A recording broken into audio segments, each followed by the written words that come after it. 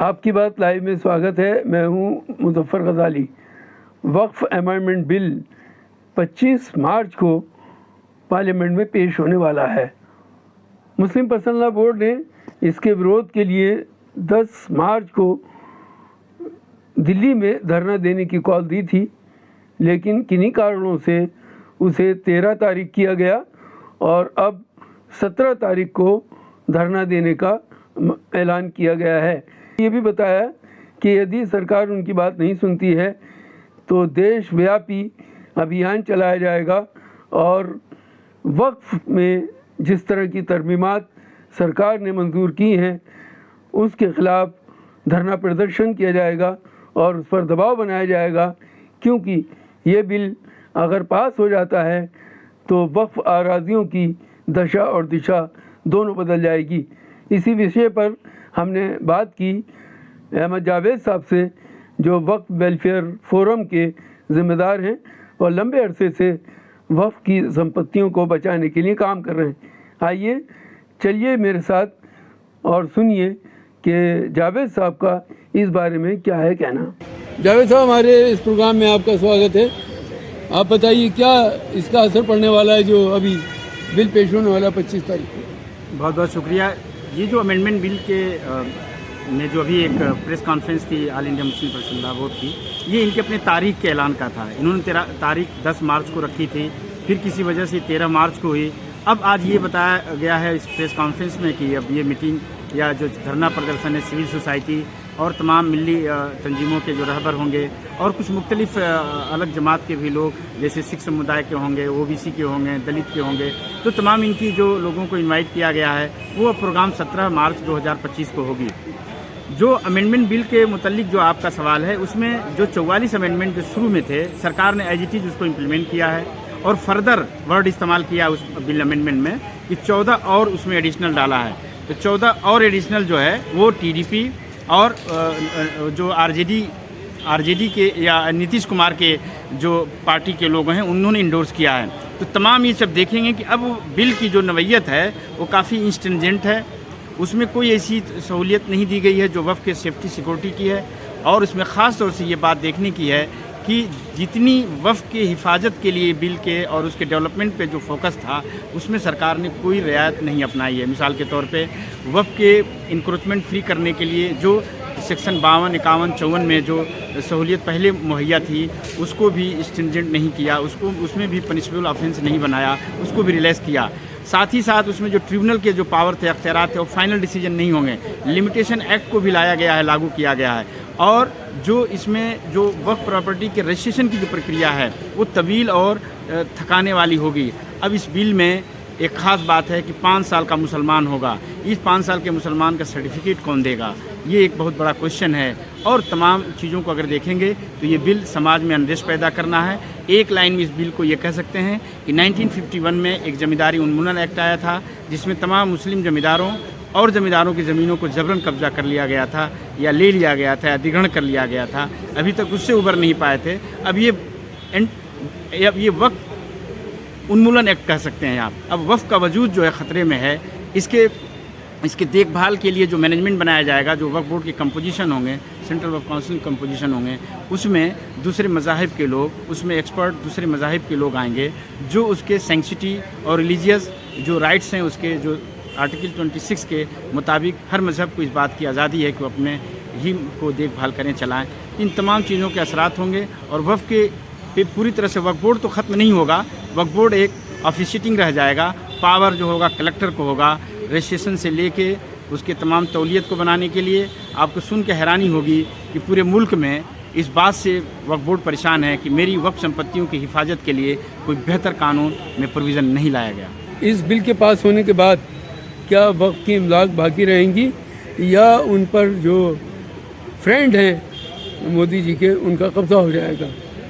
इम्कान ये है कि जितनी सरकार की पीएसयू, सरकार की खुद से जो ऑफिसेज हैं, लोकल बॉडी के ऑफिसेज हैं, वक्फ की संपत्तियों पे जो सिर्फ उत्तर प्रदेश और दिल्ली में देखा जाए तो 132 वक्फ बोर्ड दिल्ली में है, जिसका 70% से ज़्यादा वक्फ संपत्तियाँ सरकार ने डायरेक्टली इनडायरेक्टली कब्जा कर रखा है। इसी तरह उत्तर प्रदेश के परिप्रेक्ष्य में देखेंगे तो 60 ऐसी वक्फ बड़ी संपत्तियाँ हैं जिस पे सरकार, स्टेट गवर्नमेंट, भारत सरकार और लोकल पीएसयू और लोकल गवर्नमेंट्स की कब्जे हैं, ये खाली नहीं हो पाएंगी। इसका जो राइट होगा ये डीएम का अख्तियार होगा कि वो इसको जांच पड़ताल करके और उसको अपने सरकारी लैंड में ट्रांसफ़र कर सकता है। डिस्प्यूट के केस में ये भी अख्तियार नहीं होगा वक्फ बोर्ड को और मुतवल्ली को कि वो बगैर डीएम के परमिशन का आगे बढ़े।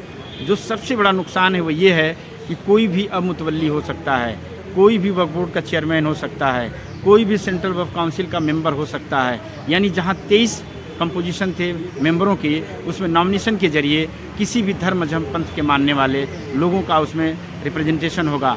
यानी सीओ से लेकर और मेंबर तक इसकी कोई पाबंदी नहीं है। इसकी वजह समझना होगा। इसके पीछे वजह यह है कि जो नए भारत की तस्वीर है वक्फ बोर्ड की भी उसमें शामिल है। तो जो ये वक्फ बोर्ड के बारे में जो ख्याल है हमारी मौजूदा सरकार का, नए भारत की उसमें तस्वीर में देखेंगे तो ये मुस्लिम मुक्त राजनीति देखना चाहते हैं, ये मुस्लिम मुक्त जो है प्रशासनिक ढांचा देखना चाहते हैं। आपको सुनकर हैरानी होगी कि कई स्टेट में इनके एमपी जहां बीजेपी रूल स्टेट गवर्नमेंट हैं वहां पे असेंबली में या पार्लियामेंट में मुसलमान रिप्रेजेंटेशन नहीं है, तो वो चेंज करना ही था। अगर इस तरह चेंज नहीं किया जाता तो इसमें कई सालों से पंजाब में या कई मुख्तलिफ स्टेट में जो उनके स्टेट बोर्ड में वक्फ बोर्ड में जो उनके रिप्रेजेंटेशन था वो नहीं होना था। लेकिन इसको दूसरे तरीके से करके लाया जा रहा है, उसको इस तरह से करके लाया जा रहा है कि जैसे उसमें गरीब का विकास होगा।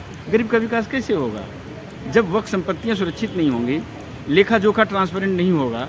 लेखा जोखा ट्रांसपेरेंट के लिए 40% से ज़्यादा प्राइवेट सरकार के मातहत लोगों ने कब्जा किया है। जो उनके हर सरकार, देखिए सरकार का रंग रोगन एक होता है। जो मिल्लत के जो रहबर होते हैं, जो रसूख वाले होते हैं, हमेशा उन पे सरपरस्ती होती है। तो ज़मीनें उनके पास हैं। ज़मीन हैदराबाद से लेके लखनऊ, पटना, बिहार, कर्नाटका, बंगलौर, महाराष्ट्र में ज़मीनें सरकार या तो रसूखदार के पास है। आवाम, गरीब और मुसलमान का इस वक्त से कोई भला नहीं होने वाला है, सिर्फ इसके लिए कि एक दिलासा है कि गरीबों का भला होगा, बहन बेटियों का भला होगा और पिछड़ों का भला होगा। पिछड़ों और गरीबों और जो मुफलिस लोगों के लिए वक्फ किया गया था और इस वक्फ संपत्ति का मकसद यही था कि तमाम उन लोगों को फ़ायदा हो जो उस वक्त के साहब हैसियत थे। वक्फ अल्लाह के नाम पे किया गया था कि जो ज़रूरतमंद थे उनको फ़ायदा हो। उन फ़ायदे के लिए ज़रूरी है कि चुस्त दुरुस्त मैनेजमेंट लाया जाए। तो सरकार के पास अभी ऑप्शन है, अभी पार्लियामेंट में बिल ज़ेरे बहस है और रखी जाएगी, उसमें देखा जाए क्या होता है। सर, मेरा आपसे आखिरी सवाल यह है कि इस अमेंडमेंट को कहाँ कहाँ चैलेंज किया जा सकता है?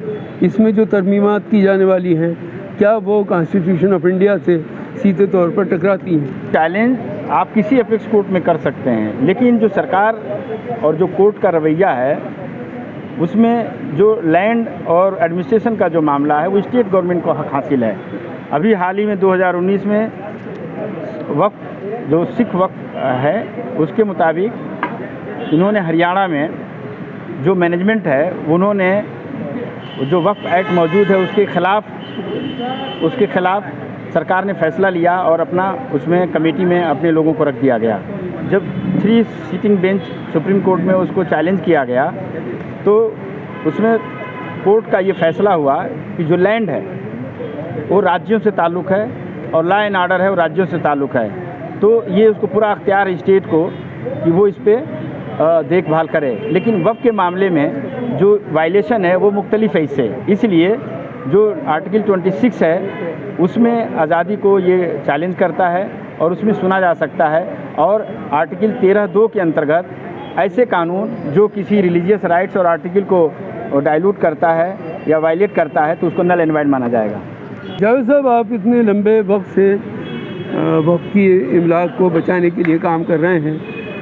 मैं आपसे ये जानना चाहता हूँ कि जो दिल्ली में 123 प्रॉपर्टीज़ का मसला बहुत लंबे समय से चल रहा है, उस पर इस बिल का क्या असर आने वाला है? इस बिल का डायरेक्ट असर आने वाला है और ये कलेक्टर को ही अख्तियार है। कलेक्टर के रिजीम में हमने बाबरी मस्जिद को देखा, कलेक्टर के रिजीम में हमने तमाम उस मामले को देखा जहाँ पे अभी हाल ही में संभल में कलेक्टर के रिजीम को देखा गया है। 1991 प्लेसेस ऑफ वर्शिप में उसमें किस तरह से चीज़ों को छेड़छाड़ किया गया है। तो कलेक्टर रिजीम जो है हमेशा सरकार के मातहत होता है, उसकी कोई कॉन्स्टिट्यूशनल ब्रेकडाउन से उसका सरकार की जवाबदेही है, सरकार के अंडर में काम करता है।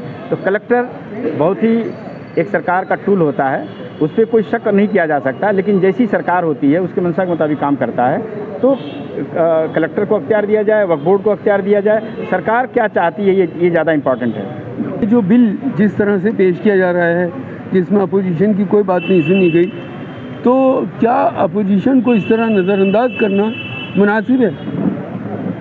देखिए, ये सब संवैधानिक शक्तियों से लवरेज हैं और इनको जमहूरियत में सारे अख्तियार हैं। उन्होंने ये जेपीसी को अख्तियार है, उन्होंने बाई वोटिंग जो है डिसेंट नोट को नहीं एक्सेप्ट किया, और जेपीसी के रिपोर्ट को सरकार को अख्तियार है कि वो उसे एक्सेप्ट करे या ना करे।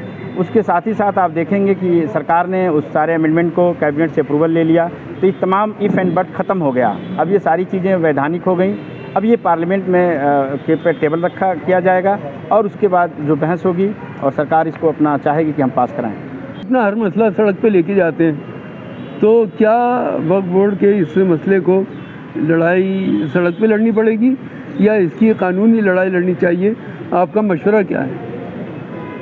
ये जो मिली तंजीम है उनमें कुछ ऐसे तंजीम हैं जो लगातार काम करती हैं, लीगल में लड़ती हैं, लीगल लड़ाई लड़ती हैं और अपनी इंस्टीट्यूट लड़ाई भी लड़ती हैं, तमाम तरीके की लड़ाई लड़ती हैं। ये लड़ाई जो है जाहिर सी बात है संवैधानिक है, तो ये लड़ाई कोर्ट में लड़ी जाएगी, रोड पे भी लड़ी जाएगी, जैसा भी किसान बिल में हुआ, NRC हुआ है। तो तमाम सरकार को एग्जाम्पल 10 साल में अवेलेबल हैं, और ये जो इनकी लीडरशिप है मिली रहनुमाओं की तंजीम की, वो जैसा चाहेंगे वो करेंगे।